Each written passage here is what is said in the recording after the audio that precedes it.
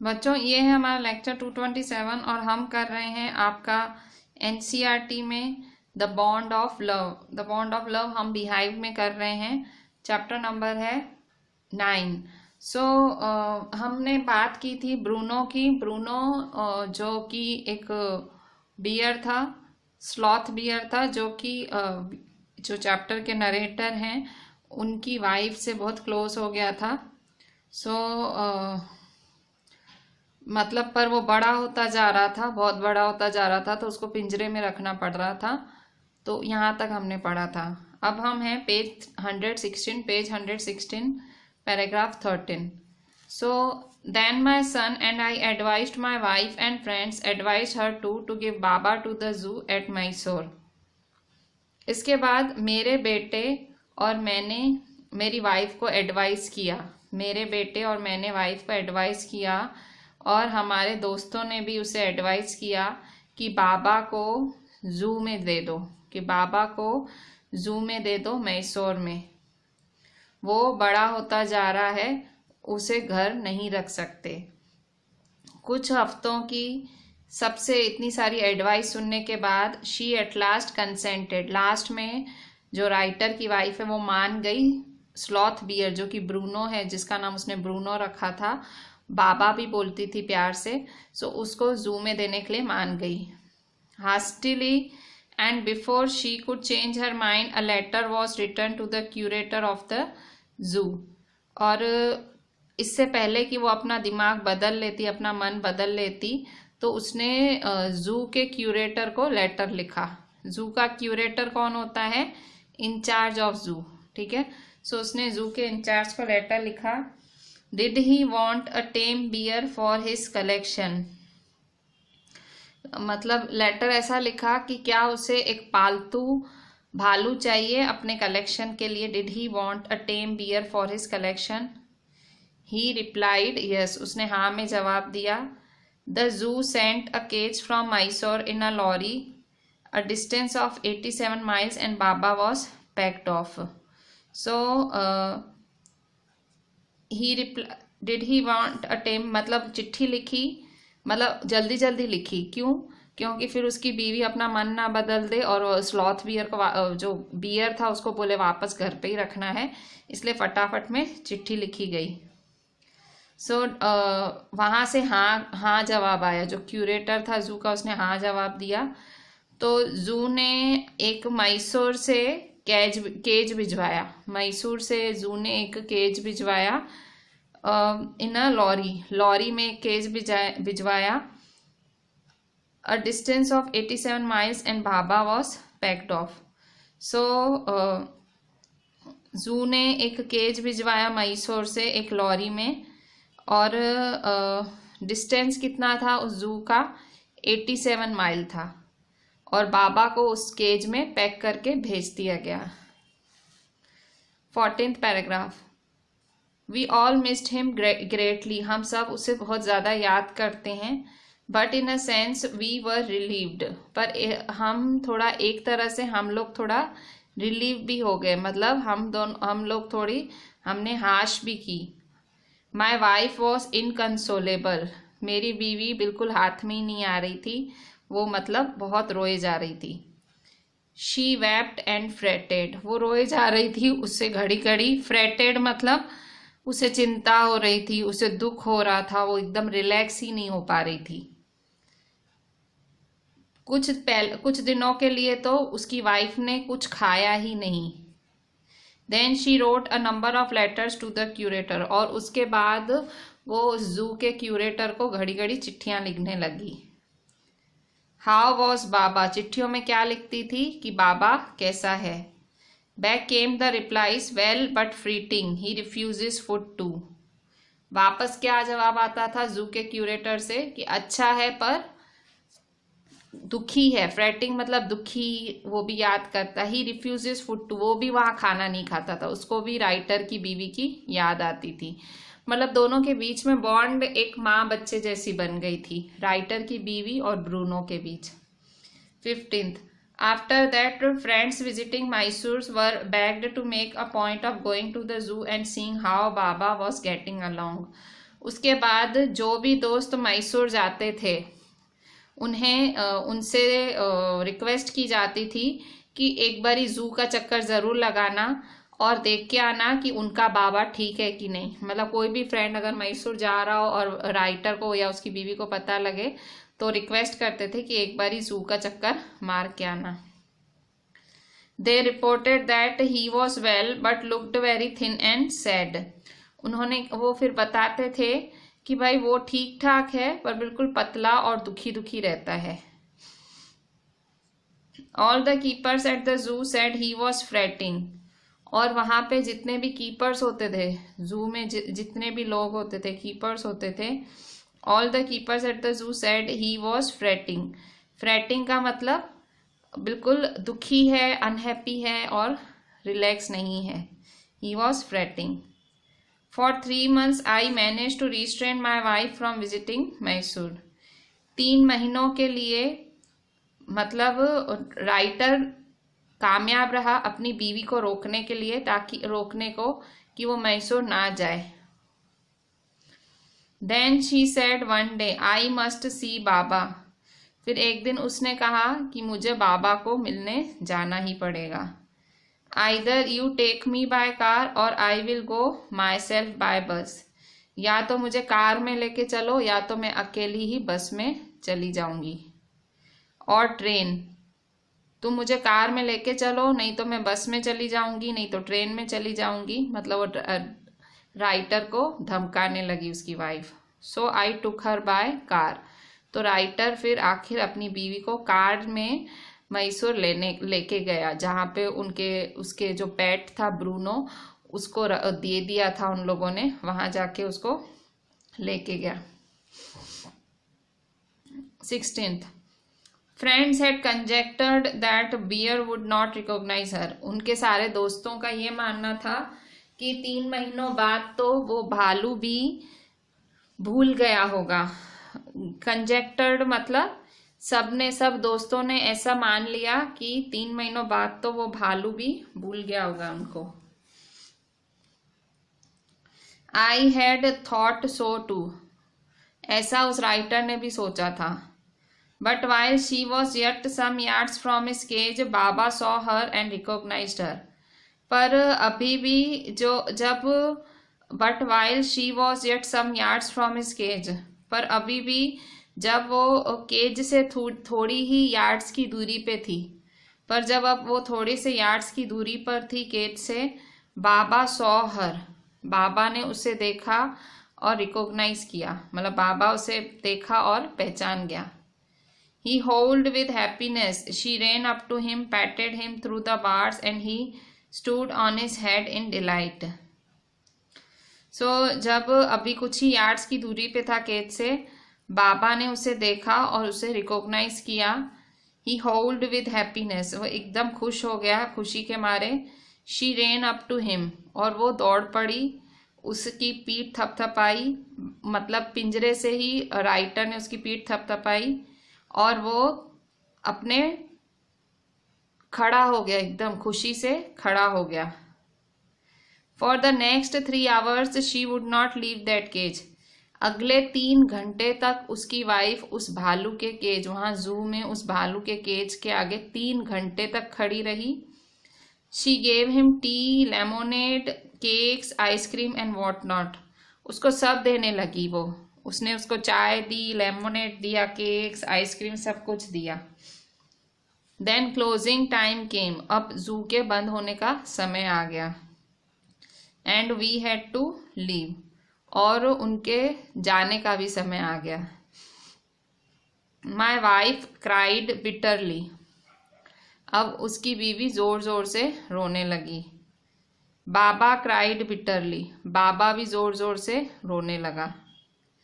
Even the hardened curator, और वो जो जू का क्यूरेटर था, वो जो एकदम हार्डन मतलब सख्त क्यूरेटर था, एंड द कीपर्स, और जो जू के कीपर्स थे, फेल्ट डिप्रेस्ड, उनको भी डिप्रेशन जैसा लगा। As for me I had reconciled my self to what I knew was going to happen next. और राइटर समझ गया, राइटर ने अपने आप समझ लिया, एक्सेप्ट कर लिया कि अब क्या होने वाला है। मतलब जब से उसकी वाइफ रो रही थी और क्यूरेटर भी देख के उदास हो रहा था, तो राइटर समझ गया अब क्या होने वाला है। Oh please sir, she asked the curator, may I have my Baba back. अब उसकी बीवी क्यूरेटर से पूछ रही है, जिसका राइटर को डर था कि उसकी बीवी पूछेगी, वो क्यूरेटर से पूछ रही है। क्या पूछ रही है? ओ प्लीज सर, कि she asked the curator, may I have my Baba back, क्या मुझे मेरा बाबा फिर से वापस मिल सकता है? Hesitantly he answered. अब हिचकिचा के उस क्यूरेटर ने भी आंसर किया, madam he belongs to the zoo and is government property now. क्या बोल रहा है क्यूरेटर? आपने इसको मैसूर की सरकार को दे दिया है, अब ये मैसूर की सरकार गवर्नमेंट की प्रॉपर्टी है और गवर्नमेंट की प्रॉपर्टी हो गया है, मैं आपको कैसे दे सकता हूँ? I can not give away government property, मैं गवर्नमेंट की प्रॉपर्टी, सरकार की प्रॉपर्टी आपको कैसे दे सकता हूँ? But if my boss the superintendent at Bangalore agrees, पर वो बोलता है अगर मेरा boss, but if my boss, अगर मेरा boss the superintendent at Bangalore agrees, अगर मेरा बॉस जो कि बेंगलोर का सुपरिटेंडेंट है वो मान जाए, ठीक है, अगर एसआई बेंगलोर का एसआई मान जाता है, certainly you may have him back, अगर बेंगलोर से आप लिखवा के आओ कि भाई हम आपको दे सकते हैं तो हम दे देंगे, आपको ये बेंगलोर में जाके पूछना पड़ेगा। अब 19th paragraph.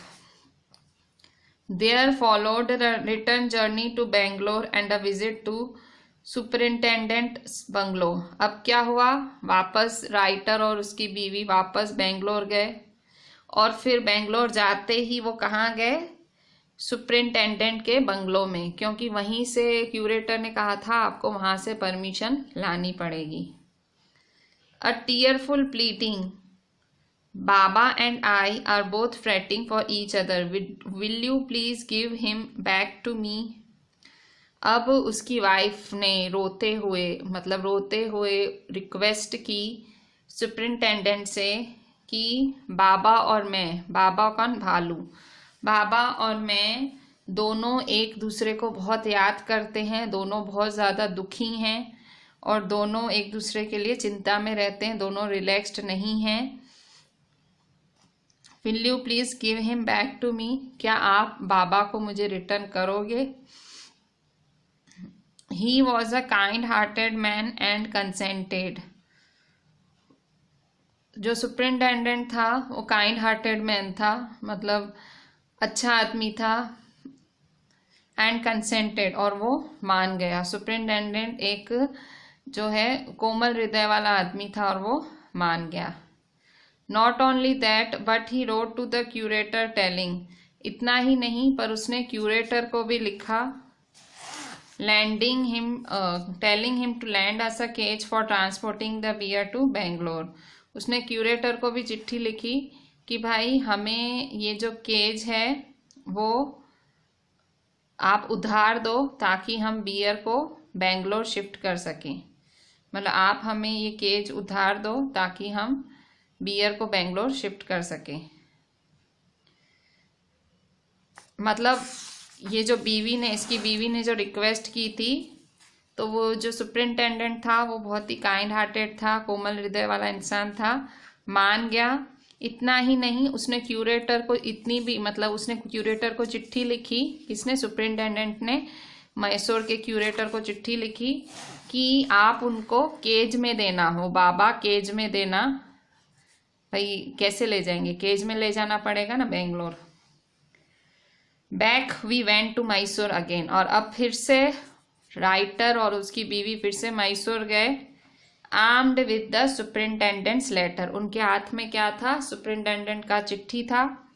Baba was driven into small cage and hoisted on a top of the car। बाबा को छोटे से केज में, बाबा was driven into a cage, बाबा को छोटे से केज में कार के ऊपर रख के और बहुत ही टाइटली बांध के Baba was driving into a small cage and hoisted on top of the car, car के ऊपर रख के। The cage was tied securely, और एकदम टाइट बांध के। And a slow and careful return journey to Bangalore was accomplished, और एकदम धीमे धीमे, क्योंकि ऊपर केज बंधा हुआ था।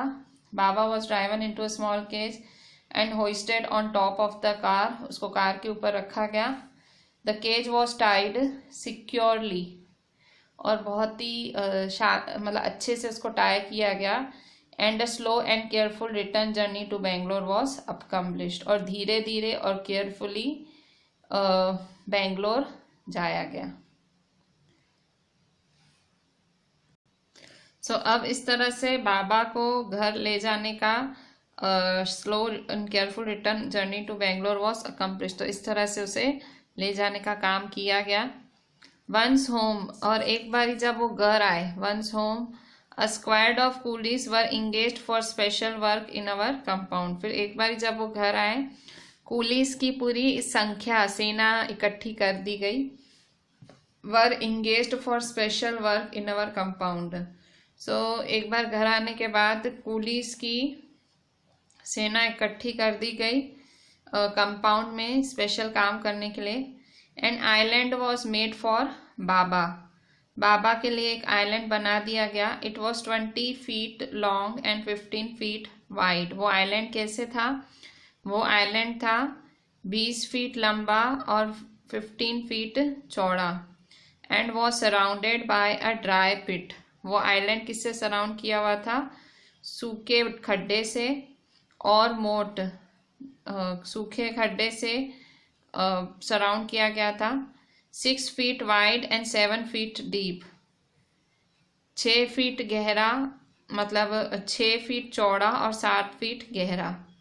A wooden box that once housed fowls was brought and put on the island for Baba to sleep in at night. एक वुड का बॉक्स था, एक वुड का बॉक्स लाया गया जिसमें पहले पक्षी रखे जाते थे, और वो बाबा के आइलैंड पे रखा गया ताकि वो रात में उस पर सो पाए। अब तैयारी देखो कैसे कर रहे हैं, क्योंकि उसको केज में रखना रहता था। तो उन्होंने क्या किया, घर आते ही उसकी बीवी ने दिमाग लगाया, उसने कूलीस मंगवाए, मतलब बहुत सारे लोग मंगवाए, और कंपाउंड में, अपने घर के कंपाउंड में काम कराया। कंपाउंड में ये लोग बाबा के लिए आइलैंड बना रहे थे। आइलैंड का मतलब चारों तरफ पानी और बीच में जमीन। सो वो आइलैंड कितना था? 20 फीट लंबा और 15 फीट गहरा था, और उसके आजू बाजू सूखे खड्डा था, जो कि वो खड्डा 6 फीट वाइड था, 7 फीट डीप था। और फिर एक वुडन बॉक्स जिसपे पक्षी रखे जाते थे वो लाया गया। वो बॉक्स इसलिए लाया गया ताकि उसमें बाबा रात को सो सके, मतलब पूरा दिन आइलैंड में खेले और रात को उस बॉक्स में सो जाए। उस बॉक्स के अंदर स्ट्रॉ रखी गई थी, स्ट्रॉ मतलब सूखी घास रखी गई थी। Straw was placed inside to keep him warm and his baby, मतलब, और फिर उसे, मतलब स्ट्रॉ प्लेस करी गई थी, स्ट्रॉ मतलब सूखी घास प्लेस की गई थी उसके अंदर। And his baby the gnarled stump along with his gun, the piece of bamboo. So उसको साथ में क्या दिया गया था? स्ट्रॉ वॉज प्लेस इनसाइड, अंदर वो रखा गया, और क्या रखा गया? बेबी रखा गया। बेबी क्या मतलब? जिससे वो खेलता था, वो बाबा जिससे खेलता था, एक मतलब ट्विस्ट किया हुआ एक स्टंप टाइम था, एकदम उस खराब पुराना स्टंप था, उसके साथ वो खेलता था। उसकी गन थी, गन भी दी, पीस ऑफ बाम्बू लकड़ा भी दिया, इन तीनों चीज़ों से वो खेलता था। Both of which had been sentimentally preserved, ये तीनों चीज़ें उसकी बीवी ने, मतलब दोनों चीज़ें संभाल के रखी थी, ताकि वो जब वो जू पे गया था तो उस बीवी ने उसके खिलौने, मतलब बाबा जिनसे खेलता था, वो संभाल के रखे थे। फिर वो उसके पिंजरे में डाल दिए गए, उस आइलैंड में डाल दिए गए, मतलब। In a few days the coolies hoisted the cage on to the island, तो कुछ ही दिनों में वो जो कूली थे, मतलब कुछ ही दिनों में वो जो कूलीज थे, उन्होंने क्या किया, उन्होंने वो जो केज था, वो केज को उन्होंने आइलैंड पे डाला, ठीक है। उन्होंने वो केज था, जो पिंजरा था, उसको आइलैंड पे डाला और बाबा को रिलीज कर दिया। He was delighted standing on his hind legs. Baba खुश हो गया अपने पैरों पे खड़े होके। He pointed his gun and cradled his baby.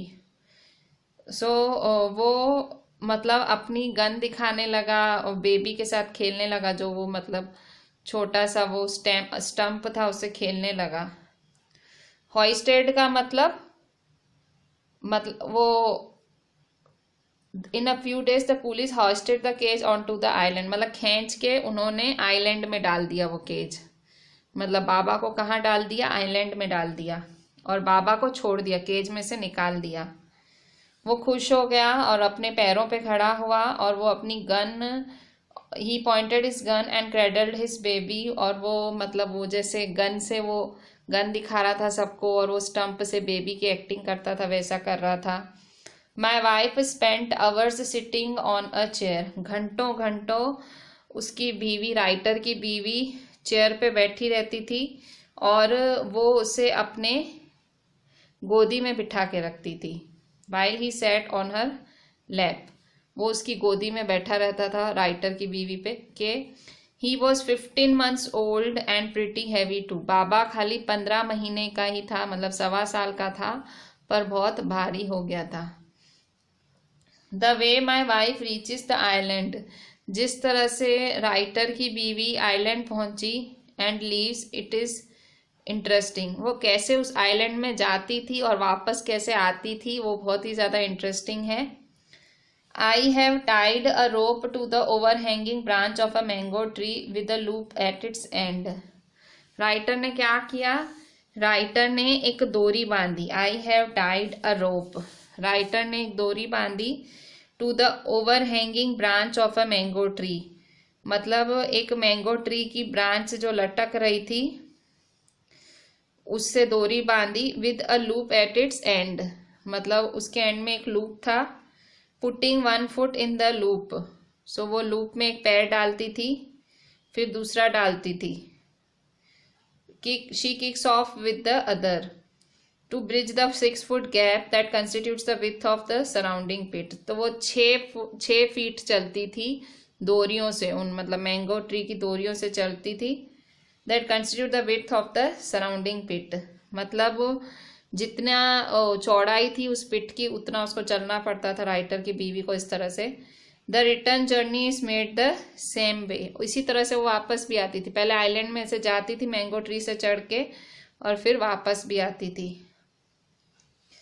But who can say now that a sloth bear has no sense of affection, पर कौन बोल सकता है कि जो स्लॉथ बियर होते हैं उनमें कोई अफेक्शन नहीं होती है, उनमें कोई प्यार की भावना नहीं होती है।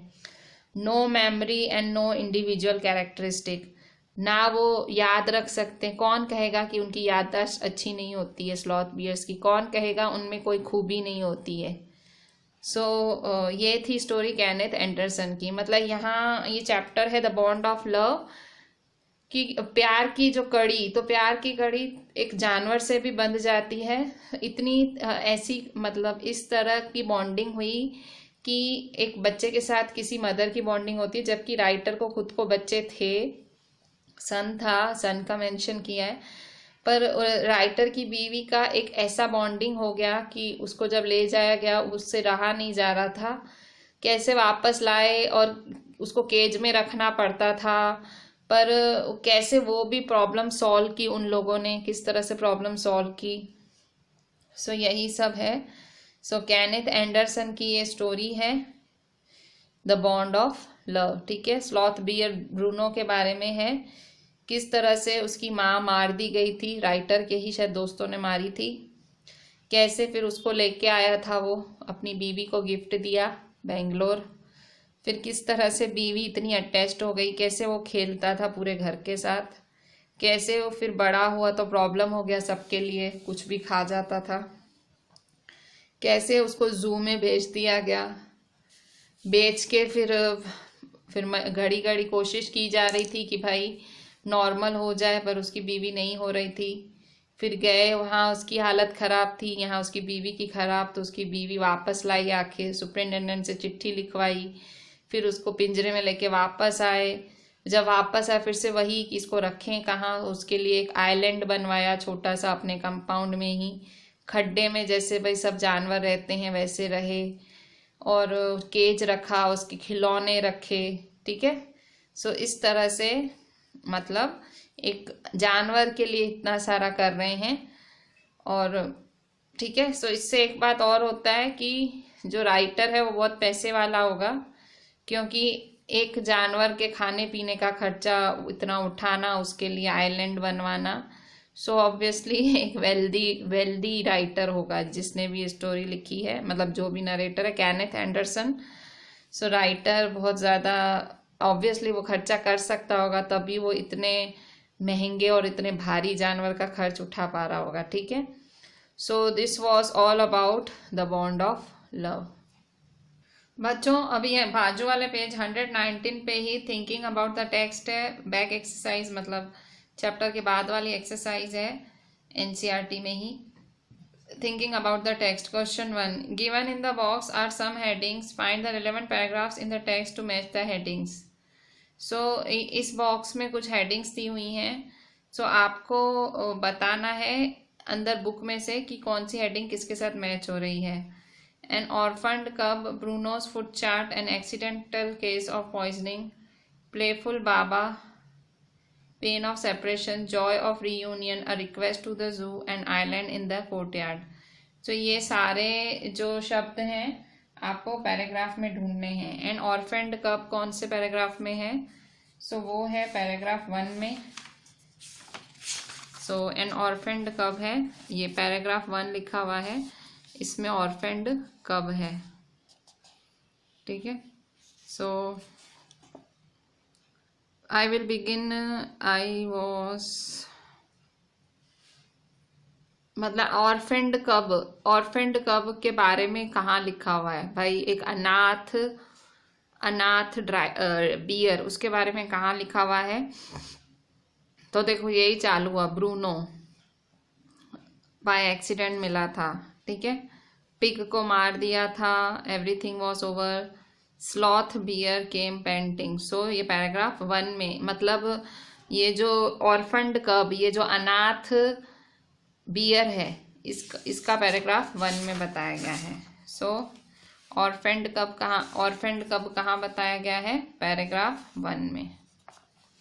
अच्छा, ब्रूनोज फूड चार्ट खाता क्या क्या था? ब्रूनो क्या खाता था? तो ब्रूनो का फूड चार्ट पैराग्राफ 6 में बताया गया है। सो ये देखो, ये सारी चीज़ें वो खाता था, पैराग्राफ 6 में लिखा गया है। देखो, ice cream, pudding, bread, eggs, chocolates, ये सब। सो पैराग्राफ 6 में। फिर an accidental case of poisoning, अचानक से उसने पॉइजन खा लिया एक्सीडेंटली, वो कौन से पैराग्राफ में बताया गया है? वो 8th पैराग्राफ में बताया गया है,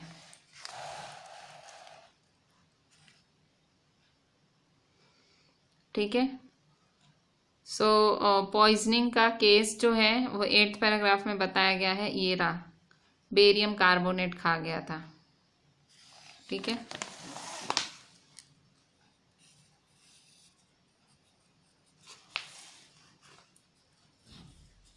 एट्थ पैराग्राफ में। नेक्स्ट है प्लेफुल बाबा मतलब ये खेलने, भाई खेलता कूदता रहता था, वो कौन से पैराग्राफ में बताया गया है? सो पैराग्राफ 12 में। सो खेलने कूदने वाला पैराग्राफ 12 में बताया गया है, ये रहा। The months rolled on and Bruno had grown many times the size he was when he came, मतलब वो बड़ा होता जा रहा था, वो अल्साटियन हाइट में अल्साटियन की तरह हो गया था और उनसे भी बड़ा होता जा रहा था, पर वो स्वीट था, मिस्चीवियस था, प्लेफुल था, और वो सबसे and he was very fond of us all, और वो सबको बहुत प्यार भी करता था। He loved my wife and she loved him too. So Bruno से उसका नाम बाबा रख दिया गया। सो ये है सारा पैराग्राफ 12।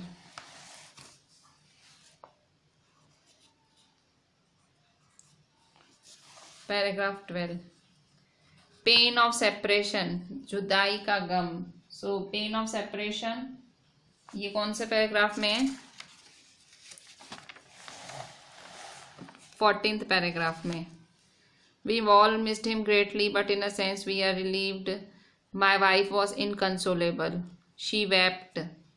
और वहाँ देखो बाबा भी fretting refuses food. So ये यहाँ पे दोनों का दुख। So 14 paragraph. Pain of separation कहाँ है? 14 पैराग्राफ।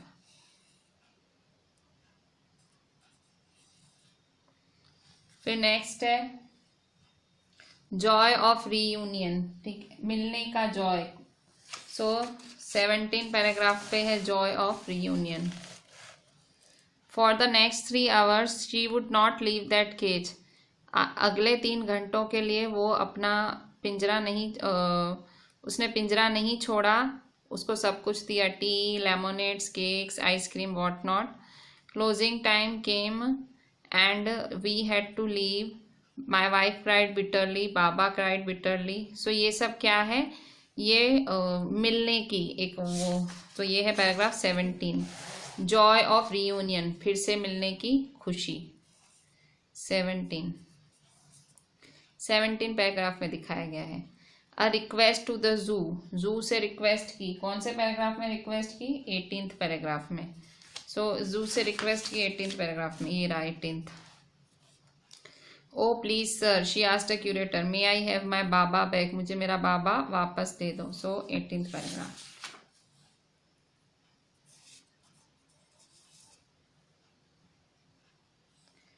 फिर नेक्स्ट है an island in the courtyard. Courtyard में ही मतलब अपने घर के कंपाउंड में ही आइलैंड बनवा लिया। कौन से पैराग्राफ में बनवाया? ये रहा 21 पैराग्राफ में अपने घर में ही आइलैंड बना दिया। Once home squad of coolies were engage for special work in our compound, island was made. ठीक है, so paragraph 21।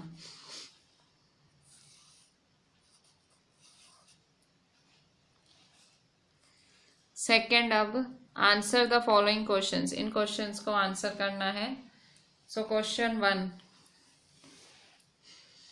I got him for her by accident.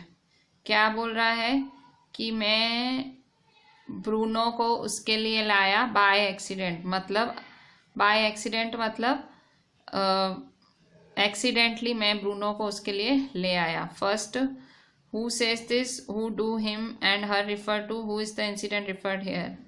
ये किसने बोला? हिम और हर कौन है और इंसिडेंट कौन सा है? So question 1, I got him for her by accident, who says this, वो किसने कहा? So answer 1, the author says this, author ने कहा। Second, who, do, him and her refer to, him किसके लिए बोलते हैं और हर किसके लिए बोलते हैं? सो हिम किसके लिए बोलते हैं? Him refers to the baby bear. Him मतलब वो जो बेबी बियर जो राइटर लाया था। और हर कौन है? हर इज ऑथर्स वाइफ, जो नरेटर है उसकी बीवी। फिर नेक्स्ट है what is the incident referred to here. कौन से इंसिडेंट की बात की जा रही है? The incident refers to the catching of the baby bear. Incident क्या दिखाता है? इंसिडेंट ये बेबी बियर को कैच करने की ये सारी बात कर रहा है। Question 2, he stood on his head in delight. खुशी के मारे वो अपने सर पे खड़ा हो गया। 1, who does he refer to? Why was he delighted? So he कौन है यहाँ पे? So he refers to the baby bear. He word किसके लिए यूज किया गया है? बेबी बियर के लिए। और वो खुश क्यों हो गया? So he was delighted to see the author's wife after a long time. वो खुश क्यों हो गया? वो ऑथर की बीवी को इतने समय बाद देख के खुश हो गया। Question 3, We all missed him greatly, but in a sense we were relieved. हम सबको बहुत याद तो आ रहा था, पर एक तरह से हमको शांति हो गई। अब इससे जुड़े हुए questions. Who does we all stand for? We all कौन है यहाँ पे? Who did they miss? किसको याद कर रहे थे? Why did they nevertheless feel relieved? क्यों उनको शांति नहीं होती थी पहले? So who does we all stand for? We all कौन? Author, his wife and son. ठीक है, ऑथर था, उसकी बीवी थी और उसका बच्चा था। Who did they miss? किसको याद करते थे? They missed the baby bear. उनको कौन याद आता था? Baby bear. Why did they nevertheless feel relieved? क्यों उन्हें शांति नहीं होती थी? They felt relieved because it was getting difficult to keep the baby bear at home. क्यों उन्हें शांति नहीं होती थी? क्योंकि वो बहुत डिफिकल्ट हो जाता था बेबी बियर को घर पे रखना। Next question, answer the following questions in 30 to 40 words each. इन क्वेश्चंस का आंसर 30 to 40 वर्ड्स में लिखो। Question 1, on 2 occasions Bruno ate drank something that should not be eaten और drunk. What happened to him on these occasions? इस जो आपने chapter पढ़ा उसमें 2 जगह ऐसा था कि ब्रूनो को कुछ ऐसा खाना या पीना नहीं चाहिए था, वो उसने खा लिया, उसके बाद खाने या पीने के बाद उसको क्या हुआ? सो एक ओकेशन में answer, Bruno ate barium carbonate which was put to kill the rats. वो बेरियम कार्बोनेट खा गया जो कि रखी गई थी रैट्स को, माइस को मारने के लिए, चूहों की दवाइयाँ। Paralysis set into the extent that he could not stand. एकदम उसको लकवा मार गया और वो इतना ज़्यादा लकवा था कि वो खड़ा ही नहीं रह पा रहा था। On his feet, once he drank 1 gallon of old engine oil, but it had no ill effects whatever. So वो अपने पैरों पे खड़ा ही नहीं हो पा रहा था। एक बारी वो एक पूरा गैलन, एक पूरा वो टब भर के इंजन ऑयल पी गया था, बट इसका उस पर कोई बुरा असर नहीं पड़ा था। Question 2, was Bruno a loving and playful pet? Why then did he have to be sent away? क्या ब्रूनो एक इतना ज़्यादा प्यारा और इतना ज़्यादा खेलने कूदने वाला पालतू था? अगर था तो उसको क्यों भेज दिया गया? उसको क्यों दूसरी जगह जू में क्यों भेज दिया गया? Yes, Bruno was a loving and playful pet. Bruno एक बहुत ही प्यारा और खेलकूद करने वाला प्राणी था, but he was mischievous also, बहुत मस्तीखोर भी था। The bear became very attach to the narrator's two Alsatian dogs. वो जो ब्रूनो था वो नरेटर जो राइटर है उसके 2 अल्सेटियन डॉग्स थे उनसे भी अटैच हो गया था। The children of the tenants, वहाँ पे जो भाड़िया थे, भाड़ी पे रहते थे, उन लोगों के बच्चों से भी अटैच हो गया था। Bruno had grown many times the size he was when he came. Bruno की क्योंकि उम्र बढ़ रही थी, उसकी साइज भी बहुत ज़्यादा बढ़ती जा रही थी। Now his name was change to Baba. अब उसका नाम क्या हो गया? बाबा हो गया। Now he was getting too big to be kept at home. अब वो इतना बड़ा हो गया था कि उसको घर पे नहीं रख सकते थे। So he was sent to a zoo, इसलिए उसे एक जू में भिजवा दिया गया। क्वेश्चन 3,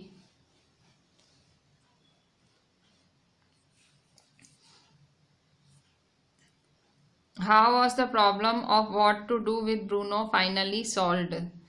ब्रूनो के साथ क्या करना है वो प्रॉब्लम सॉल्व कैसे हुई? फाइनली वो प्रॉब्लम सॉल्व कैसे हुई? Bruno was not feeling happy after getting separated from the author's family. Bruno को बिल्कुल खुशी नहीं हो रही थी ऑथर की फैमिली से सेपरेट होके। He was getting weak every day. दिन ब दिन वो एकदम वीक हुए जा रहा था। The author's wife went to Mysore to meet Bruno. Author की बीवी कहाँ गई? मैसूर गई ब्रूनो से मिलने। After seeing his pitiful condition, उसकी इतनी दयनीय हालत देखे, she decided to get Bruno back home. उसने डिसाइड किया कि ब्रूनो को वापस घर लाएंगे। The author and his wife made special arrangement for Bruno and created all facility for him. Author और उसकी बीवी ने ब्रूनो के लिए सारा स्पेशल अरेंजमेंट किया और उन्होंने पूरी फैसिलिटी क्रिएट की उसके लिए। At last Bruno was got back home in a small cage. तो आखिर में ब्रूनो को छोटे से पिंजरे में घर ले आया गया। ठीक है, सो इस तरह से जो है प्रॉब्लम सॉल्व हो गई। ब्रूनो को रखने की। ब्रूनो की प्रॉब्लम फाइनली सॉल्व हो गई। सो आज हम इसी पे एंड करते हैं। हमने आज पूरा चैप्टर डिस्कस किया। इसके बाद हमने क्वेश्चन 1, क्वेश्चन 2 और क्वेश्चन 3 ये डिस्कस किए हमने थिंकिंग अबाउट द टेक्स्ट के। सो आप जितना आप टेक्स्ट बुक में लिख सको उतना लिखना, बाकी आप ये क्वेश्चन आंसर्स हैं ये आपकी नोटबुक में लिख के please do WhatsApp me the entire thing. Now read the entire chapter, whole chapter is over now. जितना मैंने डिस्कस किया उतना आप नोटबुक में लिखें एंड मुझे व्हाट्सएप करें। जो बाकी रहा वो हम नेक्स्ट लेक्चर में कवर कर लेंगे। Thank you.